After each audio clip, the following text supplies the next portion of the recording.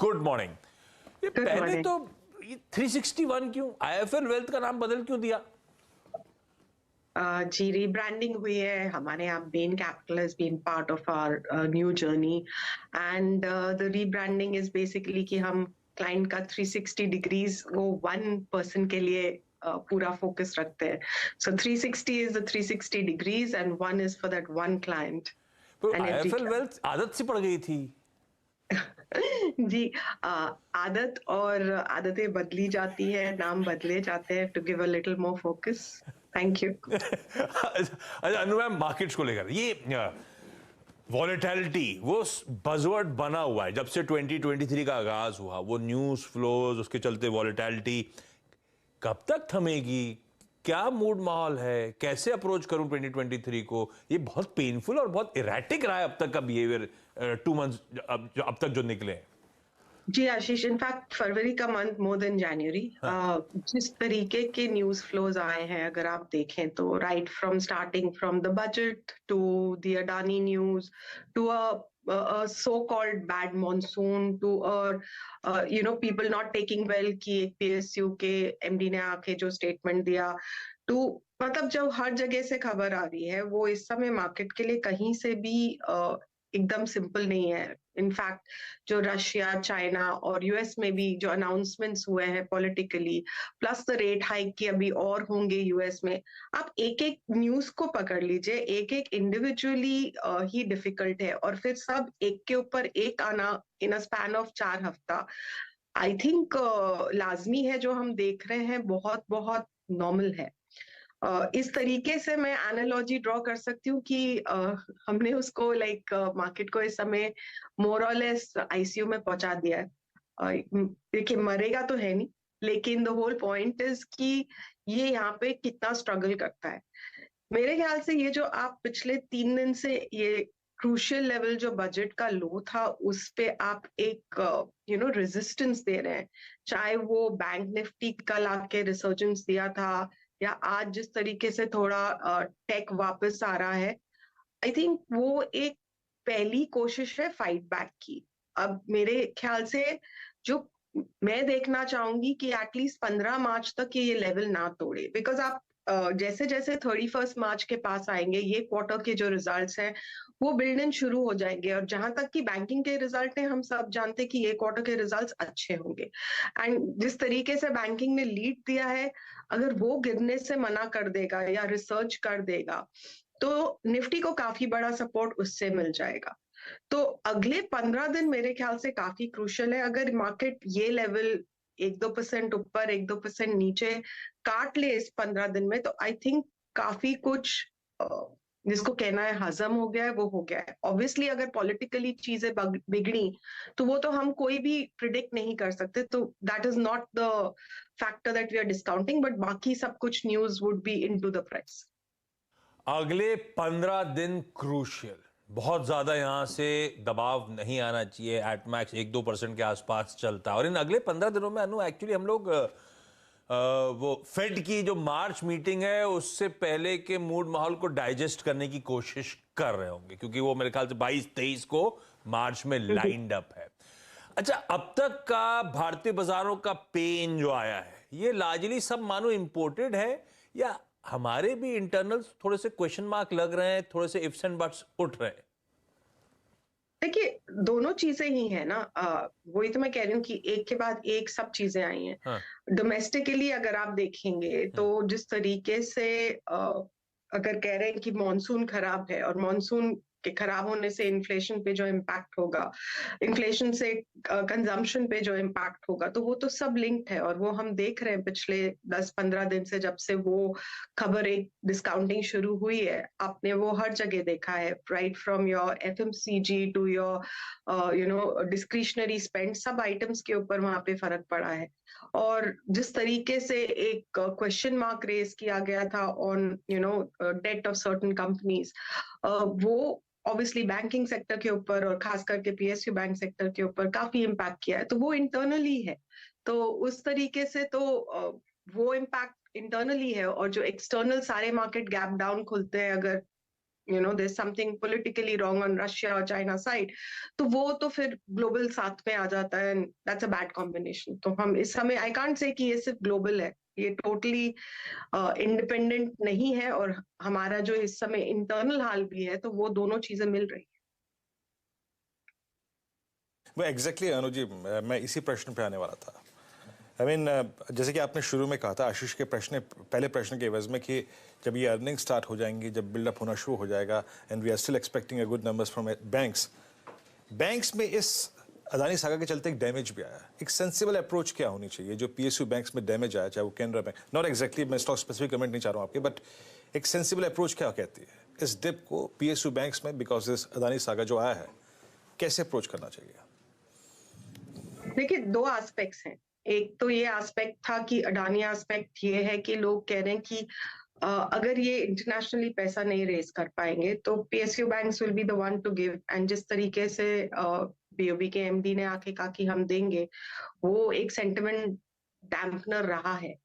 But जिस तरीके से अगर आप प्रैक्टिकली देखें, और जिस तरीके से अगर हमने बैंक ऑफ बड़ौदा के इस साल के अर्निंग्स प्रोजेक्शंस है या एसबीआई के हैं, तो अगर एक सेंटिमेंट होता है और एक इस साल के नंबर्स होते हैं, तो इस साल के नंबर्स तो अच्छे आएंगे। क्रेडिट क्वालिटी किस तरीके से इम्पैक्ट लॉन्गर टर्म पे होगी, और किस काइंड ऑफ इन्वेस्टर्स या निवेशक उसमें जाएंगे, वो एक फर्क जरूर आएगा। तो क्या एक इंस्टीट्यूशनल इन्वेस्टर उस क्षेत्र में, पीएसयू बैंक के क्षेत्र में इन्वेस्ट करने की ख्वाहिश रखेगा, या कहेगा कि ये रिस्क मुझे नहीं लेना है? उससे फ्लोस पे डेफिनेटली फर्क आएगा। तो जो एक पीएसयू बैंक ईटीएफ जो एक 52 तक गया था, जो अब 40 पे है, अगर आप देखें तो उसने 25-30% टॉप से करेक्ट कर लिया है, उसमें मतलब वो काइंड ऑफ इंटरेस्ट नहीं है। बट जो एक लोकल डोमेस्टिक प्लेयर है जो समझता है कि ये बैंक्स अच्छे हैं और क्रेडिट कंट्रोल कर पाएंगे, तो मेरे ख्याल से domestic players after a little while may come back. So the quality of investors is what I'm trying to say, or the wide variety of investors, वो शायद बदल सकता है, लेकिन इस साल के लिए तो इनके अर्निंग्स अच्छे रहेंगे। अच्छा अनु मैम, पता है हम लोग ने जब 2023 आउटलुक पे कुछ एक्सपर्ट से बातचीत करी थी, कई लोग मान रहे थे और फिक्स्ड इनकम की तरफ शायद मूव करने का साल हो सकता है 2023, और दिख भी रहा है अब 2 months डाउन द लाइन वो रिस्क लेने का कोई ज्यादा फायदा तो दिया नहीं है इस बाजार ने मुझे। आप लोग भी 361 में क्या एलोकेशन फिक्स्ड इनकम की तरफ बढ़ा रहे हो इस वोलेटिलिटी के बीच में या नहीं? जी देखिए, फिक्स्ड इनकम का पॉइंट ये है कि वहां पे लॉन्ग टर्म कैपिटल गेन 3 साल का है, लेकिन अगर आप पिछले साल देखें जहां पे मार्केट ने मोर और लेस फ्लैटिश रिटर्न दिए, और इस साल देखें, और it could be a period where again at least पहले 6-8 महीने तो definitely fixed income can give a better return. और बाय एनी चांस अगर जो नया फियर आया है कि यूएस अभी और रेट बढ़ाएगा, और उसके चलते हुए शायद इंडिया को भी और बढ़ाना पड़े, तो उस हिसाब से तो शायद आपका फिक्स्ड इनकम इक्वल या बेटर रिटर्न दे सकता है।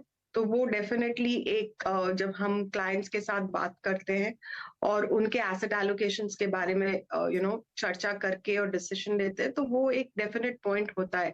But most of our clients have a very fixed asset allocation की हम 60% डेट में है, 40% इक्विटी में है, या वाइसा वर्सा। तो within that we are trying to obviously maximize their returns in that allocation. अच्छा, हमने शुरुआत करी थी डिस्कशन की वोलेटिलिटी के साथ अनु। इस वोलेटिलिटी के बीच में 361 में आप लोग कौन सी की थीम्स हैं जिस पे दाव लगा रहे हो, जिस पे बेट कर रहे हो इक्विटीज में? सी इक्विटीज में जहां तक की थीम है, हमारा बैंकिंग का थीम हमेशा से एविडेंट था। हमने उसके ऊपर डेफिनेटली बिलीव करते हैं। उसमें हमारे जो टॉपिक्स हैं वो हर साल आ जाते हैं, वो स्ट्रैटेजी रिपोर्ट IIFL कैप की जो हमारा रिसर्च हेड है वहां से आती है, जो अभी भी बैंकिंग पॉजिटिव है। हमने एक नया स्टॉक जो इस बार लिया है and that's worked very well for us is NTPC, because we believe that that's probably going to in. आप जिस तरीके से वॉलेटिलिटी की बात कर रहे हैं, तो उस वॉलेटिलिटी में प्रोबेबली स्टेबिलिटी वाले स्टॉक्स ज्यादा इंपॉर्टेंट है। तो अगर हम बैंकिंग की बात करें तो एचडीएफसी बैंक है, जहां पे हमें पता है कि अगर मार्केट कहने की बात है, अगर गिरता भी है तो it will not fall as much as the market. और for that matter NTPC, these are places to hide. पहले क्या होता था आशीष जी कि एफएमसीजी और आपका जो फार्मा था वो एक प्लेस टू हाइड बन जाता था। अनफॉर्चुनेटली पिछले 6-8 महीने में हमारे पास प्लेसेस टू हाइड बहुत कम हो गई हैं। सिर्फ अब मैं कह सकती हूँ फ्यू स्टॉक्स बचे हैं जो प्लेसेस टू हाइड है, rather than a sector which is a place to hide. तो हम ये जानते हुए कि ये साल एक वॉलेटाइल ईयर होगा, हम एक पॉकेट्स ऑफ सेफ्टी ढूंढ रहे हैं, जिसमें हमें एचडीएफसी बैंक दोनों लगते हैं और एनटीपीसी लगता है। तो ये 3 हमारे इक्विटी फोकस स्टॉक्स है जहां पे आप प्रोबेबली वॉलेटिलिटी में अपने आप को संभाल सकते हैं। ओके अनुज जी, एग्जैक्टली जब आप एनटीपीसी का जिक्र कर रही थी उससे पहले मेरे दिमाग में एग्जैक्टली एक स्पेस और considering this heat wave and quite early जो हीट वेव स्टार्ट हुई है, हमेशा मिड कैप में कोई ना कोई थीम आके डिलीवर करती है। कभी डिफेंस ने डिलीवर किया, फिर रेलवे स्टॉक्स ने डिलीवर किया। वाइट गुड सेगमेंट जिसने लास्ट सीजन में अपने, अगर आप देखें, बहुत स्ट्रॉन्ग मूव नहीं दिया क्योंकि CY22 में मेटल प्राइसेस काफ़ी फर्म थे। अब इनके पास एक एडवांटेज है, मेटल प्राइसेस के थोड़ा सा लो होने का, डिमांड स्ट्रॉन्ग होने का। आप वाइट गुड सेगमेंट में ma'am Whirlpool, symphony, Voltas, Havells कैसे अप्रोच कर रहे हैं इनको? No, we are quite neutral on it. हमने कोई खास इसमें परचेज कराई नहीं है। I would still stick to probably Havells as a theme if I wanted to buy, but not that I find it, I think there's scope for more reduction if there is consumers getting dicey because of the monsoon. तो वो नहीं होगा, but I think आपको कहीं ना कहीं infra के ऊपर एक नजर रखनी चाहिए। मिड कैप इंफ्रा अभी तक प्ले आउट नहीं किया है, चाहे नीचे से काफी रिकवरी हुई है, बट जिस तरीके से हम एंटिसिपेट कर रहे हैं कि इंफ्रा पे स्पेंड होगा, उसमें कुछ नाम्स मैंने देखा है, चाहे आप उसको डायरेक्टली माने इनडायरेक्टली माने, जैसे एपीएल अपोलो चलते हुए देखा है या कुछ और है।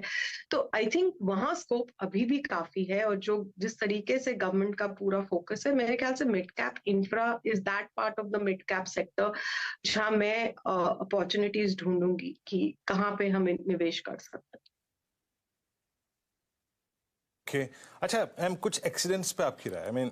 जैसे बजाज ऑटो, उन्होंने जो प्रोडक्शन कट का फैसला लिया considering slow down in export markets, यही एक ज़माने में उनका एक सबसे स्ट्रॉन्ग स्पेस हुआ करता था, मुझे याद है post Covid. Two wheeler space में अलग अलग स्टोरी हैं, टीवीएस की स्टोरी अलग है, और हीरो मोटोकॉर्प, बजाज ऑटो में एक सीवियर प्राइस डैमेज हुआ है। आपको थ्रेट्स ऑटो में कहाँ कहाँ नजर आ रहे हैं? क्या इनमें सीवियर प्राइस डैमेजेस और पॉसिबल हैं? और ऑटो में मैडम अपॉर्चुनिटी कहाँ पर है? वीरेंद्र, हम इस बात पे पहले भी बात कर चुके हैं कि हम टू व्हीलर्स के ऊपर थोड़ा कॉशियस इसलिए भी है बिकॉज ये मार्केट काफी सैचुरेटेड है, और बेसिकली इलेक्ट्रिक व्हीकल्स में कौन लीडरशिप लेगा वो किसी को अभी तक पूरी तरीके से अंदाजा नहीं है। और उस चक्कर में काफी लोग वेट एंड वॉच कर रहे हैं इस सेक्टर से निकल के कि while there is demand and sales which are coming, आगे ग्रोथ किस में आएगी वो अभी तक बहुत क्लैरिटी नहीं है।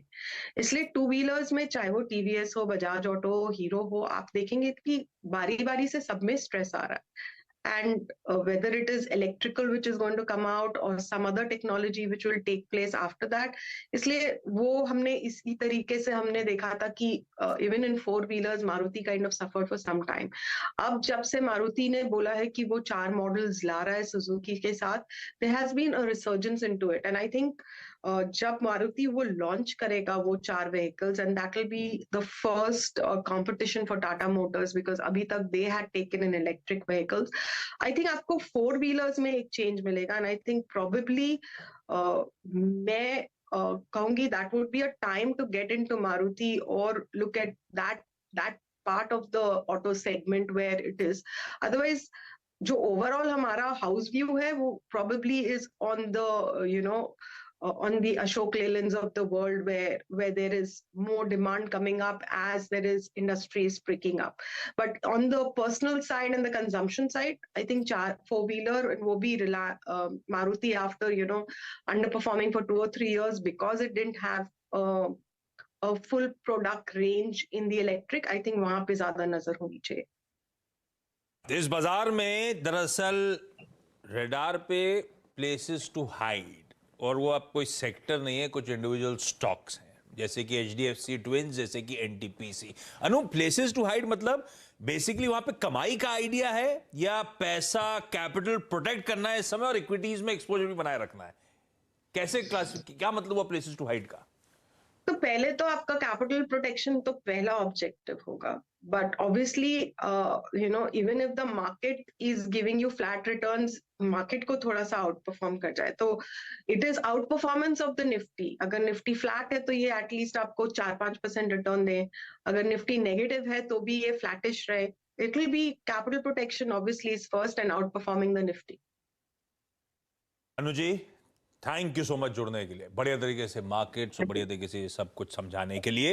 HDFC bank, HDFC limited, NTPC, ये वो स्टॉक्स हैं जो प्रिफर्ड पॉकेट्स हैं जहां पे पैसा